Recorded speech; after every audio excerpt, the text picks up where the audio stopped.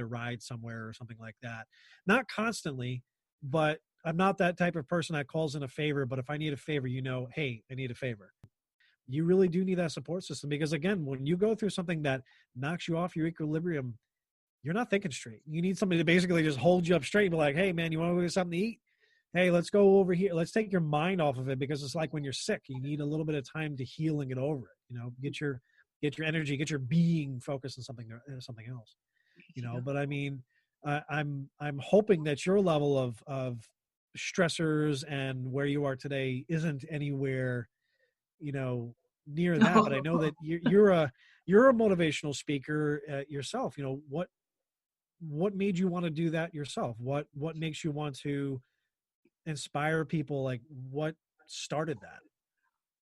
Well, I guess because I've always wanted to help people, and I didn't have that rough childhood, which I've hesitated a couple of times, because some people will say that, well, you weren't poor, your parents were married, they made money, you went to a private school, like you weren't suffering.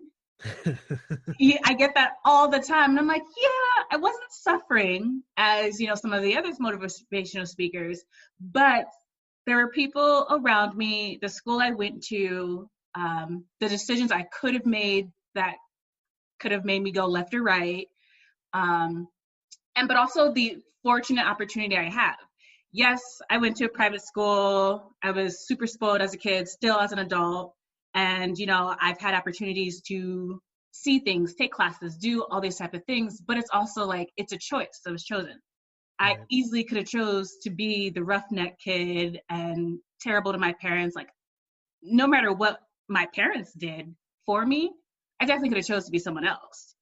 Those choices were there. I could have made them, but I chose something else, which to me, I mean, it could be my single-minded version of this, but I feel like everyone has an opportunity where they can choose. Right.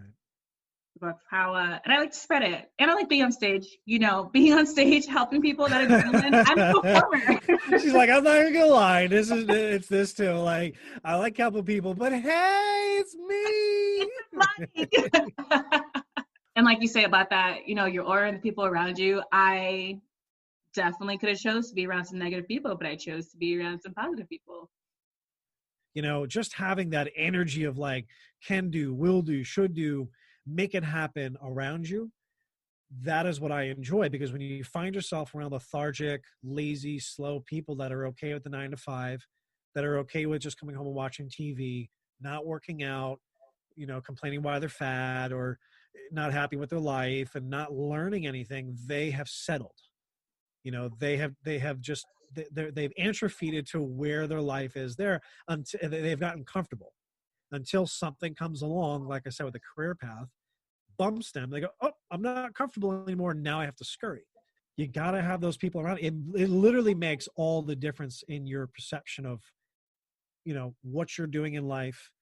Most people say they want to do something, but they never do it. And they give an excuse as to why. Well, thank you, Michael, or Mike. Is it Mike or Michael? Which one do you prefer?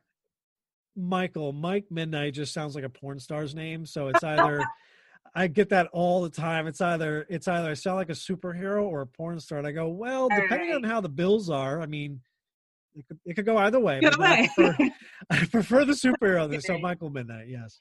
All right. Well, thank you, Mike, for joining me and being on. I appreciate it. Absolutely, Rockshana. It was definitely a pleasure to be on. Out of everyone I meet and people that I talk to, I'm still amazed by the things that people do.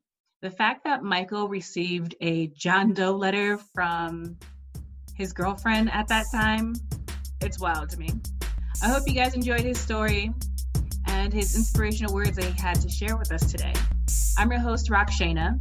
Be sure to tune in each week for a new episode. And remember, everything and anything goes. The sky is the limit. Music for the Things of That Nature podcast is an original track brought to you by Jared Sacramento called Dosage.